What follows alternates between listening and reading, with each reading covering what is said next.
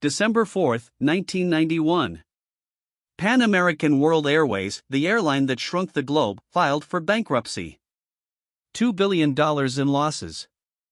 64 years of history gone. This wasn't just another corporate failure. Pan Am had been more than an airline. It was America's flag carrier, the company that invented international air travel as we know it.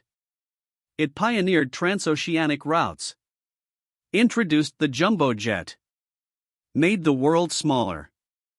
And then, in a span of 2 decades, it destroyed itself. This is the story of how ambition, arrogance, and a series of catastrophic miscalculations brought down the most iconic airline in history. To understand the fall, you must first understand the heights from which Pan Am tumbled. Founded in 1927, Pan Am was aviation royalty. It didn't just fly planes, it opened the world. While other airlines focused on domestic routes, Pan Am went global.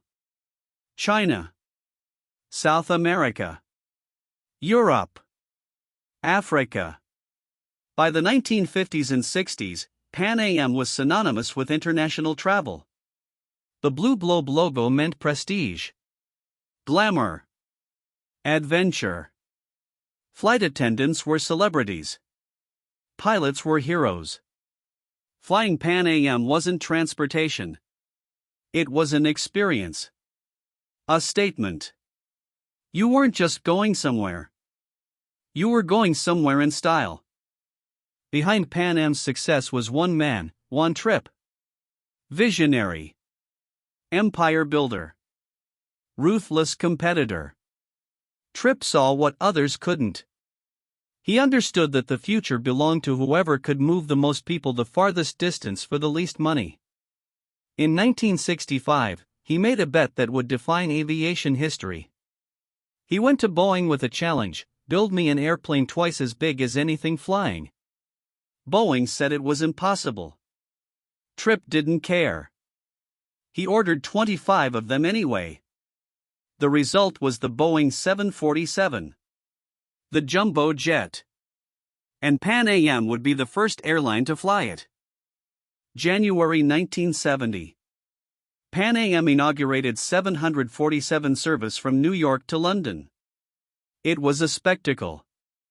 The plane was massive, twice the capacity of any commercial aircraft. It was beautiful.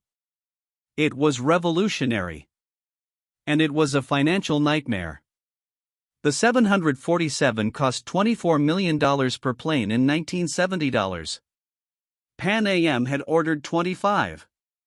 That's $600 million before a single passenger boarded. The economics only worked if the planes flew full. They didn't. Not at first. Not for years. Pan Am was bleeding cash. Competitors watched. Waited. And when the moment was right, they pounced. 1978, the Airline Deregulation Act. For decades, the government had controlled who could fly where and what they could charge. Pan Am thrived in that system. It had the international routes, the prestige, the infrastructure. Then Congress tore down the walls. Suddenly, anyone could fly anywhere. Prices became negotiable. Competition exploded. Upstarts like People Express offered dirt-cheap fares. Legacy carriers like American and United, with their vast domestic networks, expanded internationally. Pan Am, with almost no domestic presence, was left exposed. The rules had changed. And Pan Am didn't know how to play the new game. Here's the brutal truth: Pan Am had no domestic network. Think about that. America's most famous airline couldn't fly you from New York to Chicago, or Los Angeles to Houston. International routes were lucrative, but they depended on feeding passengers from domestic flights. Pan Am's competitors could offer seamless travel, one ticket, one airline, domestic to international. Pan Am couldn't. Passengers had to book separate flights on other airlines just to reach Pan Am's international gates.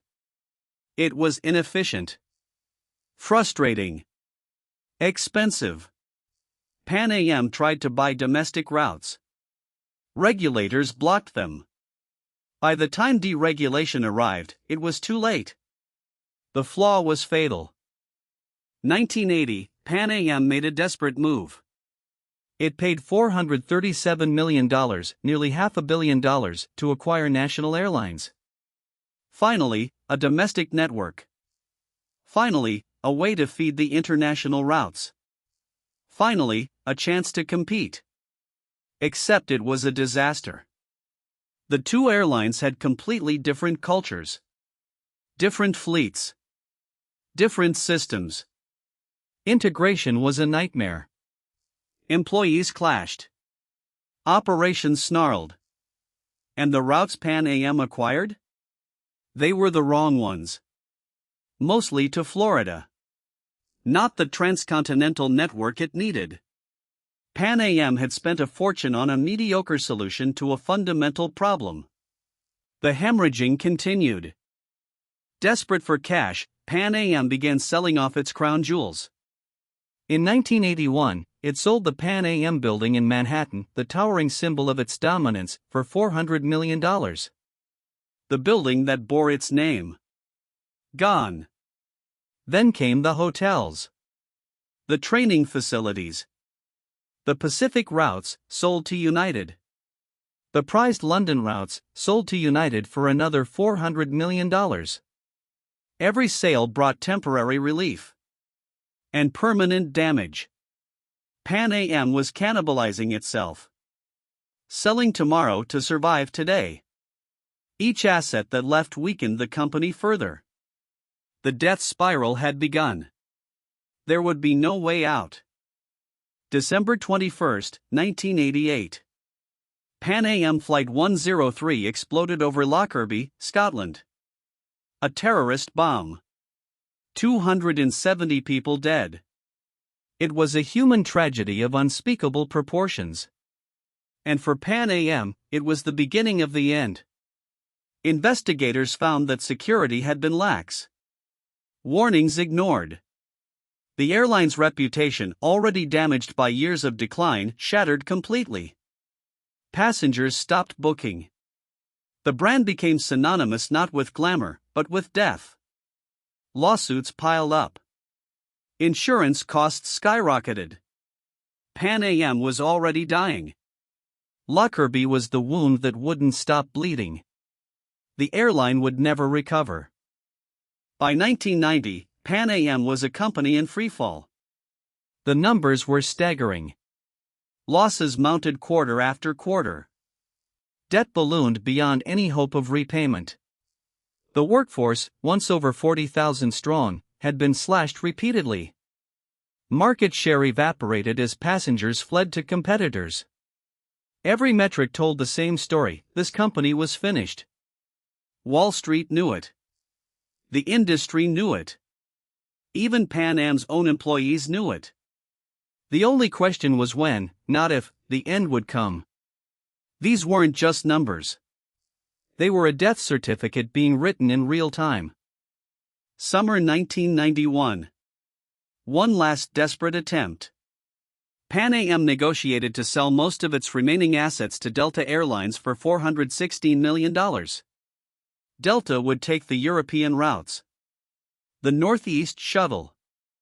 The valuable slots at JFK. Pan Am would keep a skeleton airline flying to the Caribbean and Latin America. Maybe, just maybe, it could survive as a smaller carrier. The deal closed in September. For a moment, there was hope. It lasted exactly 3 months.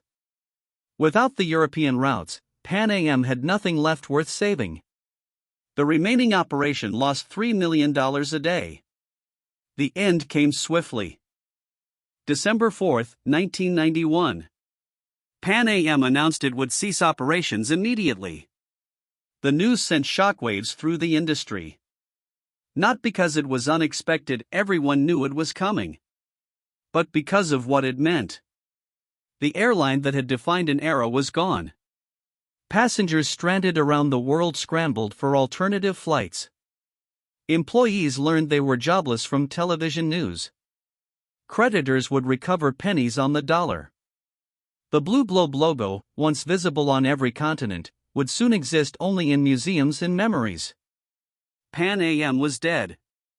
The questions began immediately: how did this happen?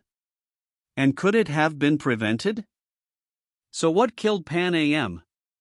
Not one thing. A cascade of failures, each compounding the last. The 747 bet that nearly bankrupted the company before it flew. The lack of domestic routes that left it structurally vulnerable.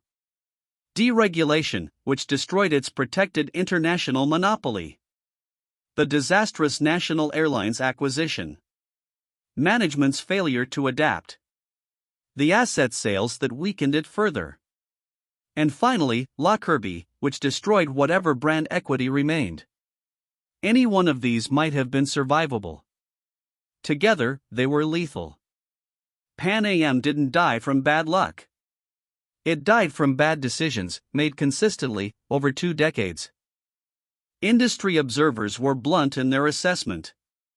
Pan Am had suffered from terminal arrogance. It believed its legacy insulated it from market forces. That the Pan Am name alone was worth something.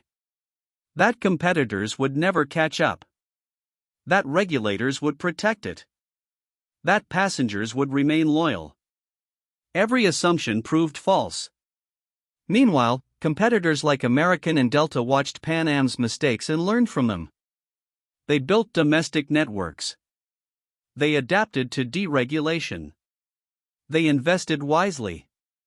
They survived. Pan Am's failure became the textbook case of what not to do. Its competitors studied the wreckage and grew stronger. Behind the financial numbers were people. Pilots who had spent entire careers with Pan Am, suddenly unemployed. Flight attendants who had served for decades, their pensions evaporating. Mechanics, gate agents, dispatchers, thousands of employees who had believed in the company, who had taken pride in that blue globe. Many never found equivalent work. Retirement plans vanished. Dreams ended. Pan Am's failure didn't just destroy shareholder value. It destroyed lives. The human cost of corporate failure is rarely calculated in balance sheets. But it's real. It's permanent. And for thousands of former Pan Am employees, December 1991 marked the end of more than just a job. Today, Pan Am exists only in memory. The blue globe logo is a vintage curiosity. The elegant terminals are demolished or repurposed. The 747s that once bore Pan Am colors fly for other carriers or sit in desert boneyards. Yet the legacy persists. Business schools teach the Pan Am case as a cautionary tale. Aviation enthusiasts collect memorabilia. Former employees gather for reunions, sharing stories of glory days. Pan Am failed not because aviation failed, the industry has grown exponentially since 1991. It failed because it couldn't evolve. Couldn't adapt. Couldn't survive its own mistakes. The lesson is eternal: no company is too big, too important, or too historic to fail. $2 billion. 64 years. Gone. Pan Am's story is more than aviation history. It's a masterclass in corporate mortality. Success, no matter how complete, is never permanent. Markets change. Technology evolves. Competitors emerge. The companies that survive aren't the ones with the best history, they're the ones that adapt fastest. Pan Am stopped adapting. It rested on its laurels. It made catastrophic bets. It ignored structural flaws. It sold its future for short-term survival. And when the end came, it came swiftly and completely. Pan Am was destined to fail not because failure was inevitable, but because every choice it made led to that destination. That's the lesson. That's the warning. And that's why we still remember Pan Am today.